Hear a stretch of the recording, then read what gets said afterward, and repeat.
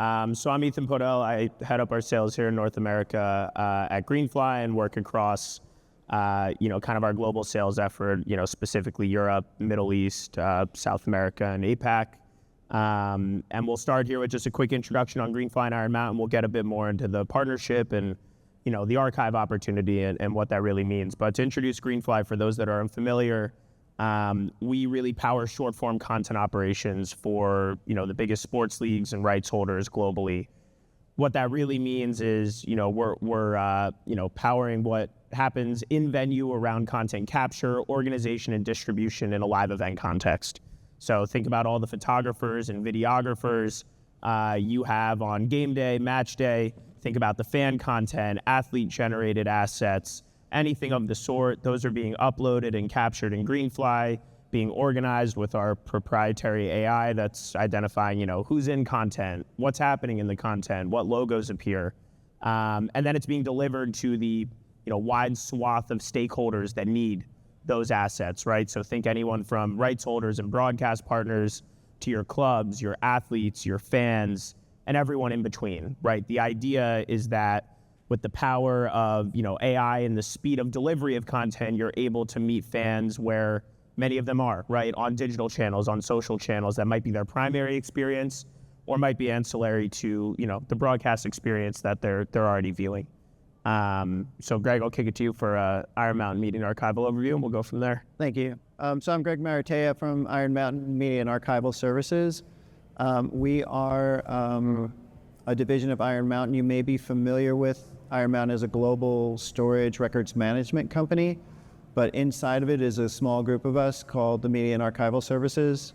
So in our group, we are able to store in the proper environment media assets, physical media assets, as well as digital assets, and we're able to convert them to files. So if you're a team or a league that have collected assets over the years, whether they're video, audio, stills, handwritten game books, that sort of thing, we can convert that to a digital file and make that readily available, A, for preservation, B, for engagement with your fans or marketing or monetization.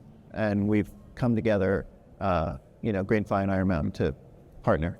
Yeah, and I guess to give an overview of the program, when you think about Greg's team and who they're working with CTOs, right? They're working with archivists, they're working with librarians, historians at sports leagues, at clubs, at rights holders.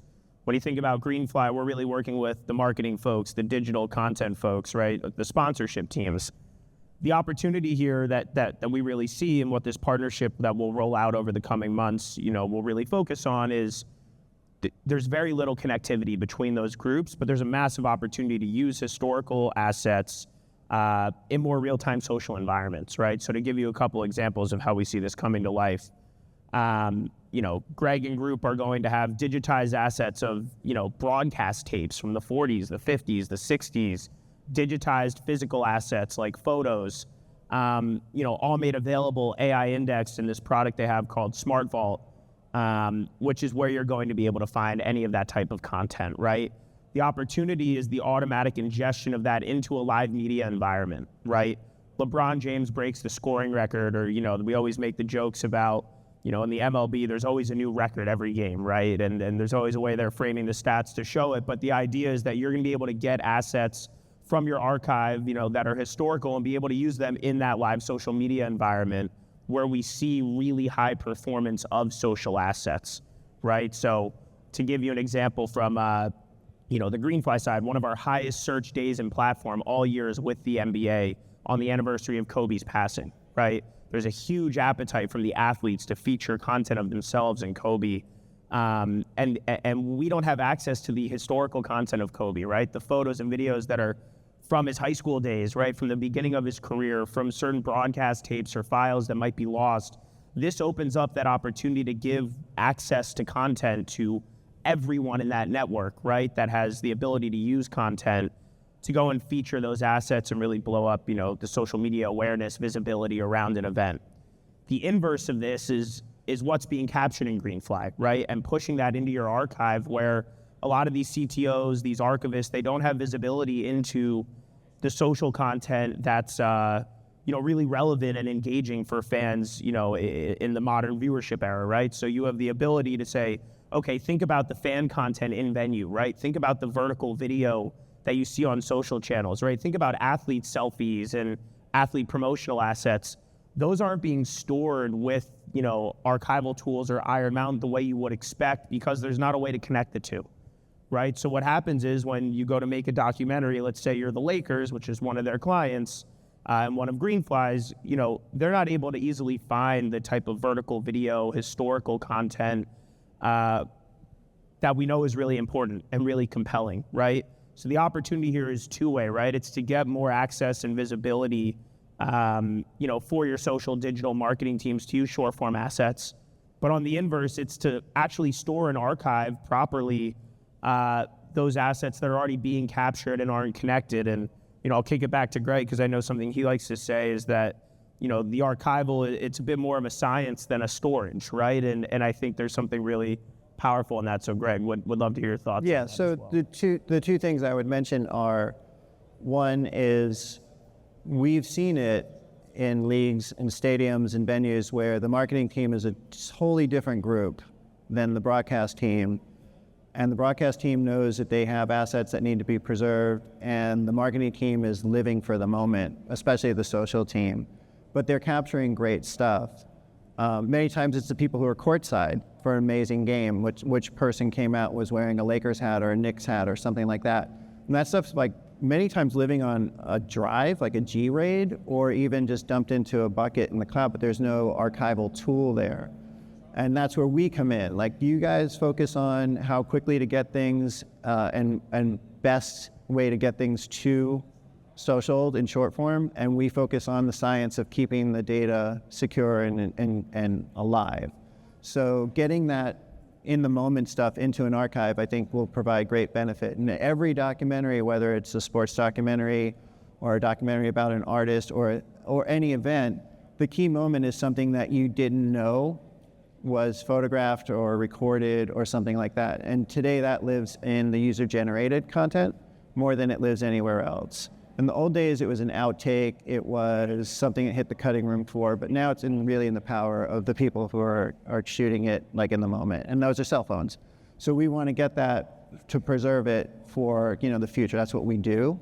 But it also enables every user to monetize or engage or to tell their story more than anything else. So that's where the two of us came together. And then just one other thing to add, which is every time I've been in with the broadcast team or even the in-venue team, responsible for putting stuff on the Jumbotrons, they can tell you the last time that happened was 2006 in the ninth inning, or 2004 in Madison Square Garden. They know. So if something happens in the game that harkens back to that, if it's in our system, they can search it, clip it, and get it out that moment. And that's the kind of thing that really, there's a fan that's saying the same thing. Like, last time I saw this was the Garden in '04. Yeah. And that can be on socials, or that can be beamed into the venue very quickly through our partnership. So that would be the example. Yeah, and I'll add from our end to give a sense of like the appetite we're seeing in usage in the platform with, kind of this type of UGC, this type of short form content, the vertical video. When LeBron James broke the scoring record, I think it was last year, 9 of the 10 carousel posts he put up to celebrate it were fan content in venue collected through Greenfly, right? Where the Lakers are able to throw up a QR code in venue at home. And there's the famous photo of everyone in the arena with their phones out, except Phil Knight, I think, was the one guy that didn't, right? But ultimately, that's what he posted. The thing is, frankly, Greenfly is a younger platform. There hasn't always been an exit strategy for the content, right? Like, it lives in Greenfly. That's where they're storing all of their assets at present. But we haven't had a way to, easily get it out, store it, archive it, make sure that when LeBron makes his version of The Last Dance, he has those assets, right? There's a way to go find them. And ultimately, we know that is, what the athletes care about, what they're finding is interesting to post, because it does better capture that in-venue experience, right? I think there's less and less of an appetite on digital channels to see the reposted or repurposed broadcast clips, and more of an appetite to see unique content that you can only find there, right? the stuff that is a fan shot, the stuff that's from the baseline rather than a broadcast angle that gives you a sense of the moment in venue. And that's what I know we're both really excited about, is kind of opening that up to the, the archival side of the house where, okay, now we're storing it, right? Now that's what we're going to see in documentaries in 10, 15, 20 years, right? Like, that's the type of content that the new generation of viewership will expect to see as well. And, I'll give one more example, and then Greg, I'll kick it back to you here is, we have a couple customers, whether it's E1 or F1 or a few other groups I know on Drive to Survive recently. On this newest season, they had a segment where they gave all the drivers iPhones, right? And that was one of the episodes, was kind of the iPhone in car, like what is that experience like, really putting you in there. But there's no way to store it, right? And I know I sound like a broken record with that, but that is, really where this is coming from, and the inverse is making it available. So, I know we, in the last 10 minutes here, I'd love to give Greg the chance to speak to some of what they're doing on the entertainment and music side of the world, which is really where their business on the media and archival services team comes from. But I think it will bring to life what we think this can be in sports, and where there's really a missed opportunity, or where sports is surprisingly maybe behind your typical TV, film studios, your music groups, touring groups, so on. So, Greg, if you want to speak to that side of the house a bit, I think it'd be interesting. Would love to. So, two things. There will always be a documentary. Always. There's always going to be a doc. There's anything that's of note there'll be a documentary on it down the road. Even a one-hit wonder will wind up with a documentary. So that's the reason why you want to get these in-the-moment things, these short-form things, into an archive. And not just simply storage, like things that are either AI tagged or searched. And we were just talking before about what you can do with AI, what we've been able to see. So like, we've been able to search 360 and get someone doing a 360 on a skateboard, just 360, right? We've been able to search on a series of letters and numbers and have a racing car show up. One that I didn't know, I had no idea what that sequence of letters and numbers meant, but when it actually popped up the shot, the client was like, that's it, that was the car we raced back then. So that will always be necessary. It will always, your content will always be used down the road. In the entertainment space, it's a mix of the newer talent is born digital.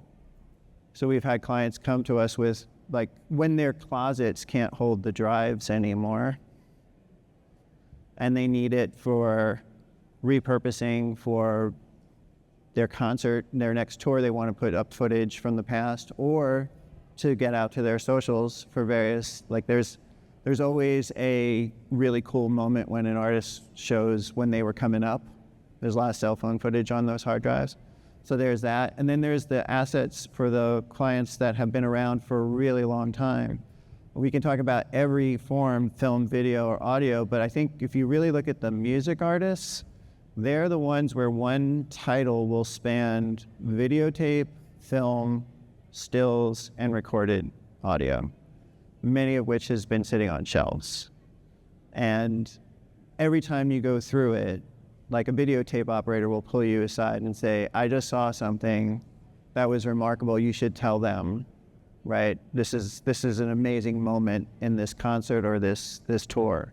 And that's the type of stuff that you use to keep that artist in the current, like, climate, like in our society and our culture, or to regenerate interest or to maintain interest. It's the sort of stuff. And of course it is the stuff that gets used in documentaries. And so in the entertainment space, Greenfly is a great, like, enabler for them, especially those old analog artists whose archivist is like their photographer, who's been with them for 20 years and isn't really an archivist and doesn't really know that much. So if we can say, hey, you can digitize, store, use AI to tag and then find that moment and shoot it out through Greenfly, it's a huge value add. So obviously it works in sports, but it also works for entertainment. It could also work for brands. I'm a sucker for a commercial from my childhood. Every time I see those retro things, I love it. Sometimes I get them on my reels. So again, there's always something valuable to this sort of stuff. And that's our business, is to make sure that we can digitize and maintain it and keep it stored properly so that it can be used down the road. Yeah, and I think what's exciting from the Greenfly side, we do a lot of work with entertainment talent, right? If you think about, we work with a group like CBS, and they have, I think, 1,000 of their, producers, directors, TV actors across all of their episodic television. That's how they get all of their photos and videos, right, that you see on your social channels. They ask us all the time, we need to use AI to recognize like the famous couches, right? We want to find like the famous moments and shows that they can ultimately go share out to those folks. So you think about the soap operas or the episodic TV shows that have been around for 5, 10, 15, 20 plus years. There's a real opportunity and appetite to get that type of content out to those folks as well. That extends to music also, right? When you think about these touring groups of music that have been around for decades, they have content that was physical photo video, that was actual videotapes. They have no access to that, right? So if they have a central hub where it makes it easy for them to use it, but then all that new age type of content, they're also able to go and store it. Once again, I think that we're going to see over the coming years, there'll be a lot of outcomes of, oh, that's interesting. I'm seeing a lot more vertical video in the stuff I'm watching on Netflix, right? Or, my artists are able to more, effectively find a moment they care about and share it that maybe it was historical and I haven't seen. And that's really important. And I think one thing Greg and I talk about a lot, and, for the rights holders in this room, it's very hard to own the narrative on social, right? I know I go on X and I see historical clips or, real-time, videos of a match or a game, whatever I'm watching. And that content, isn't posted by the rights holder, right? It's not posted by the person that owns that content. It's someone else.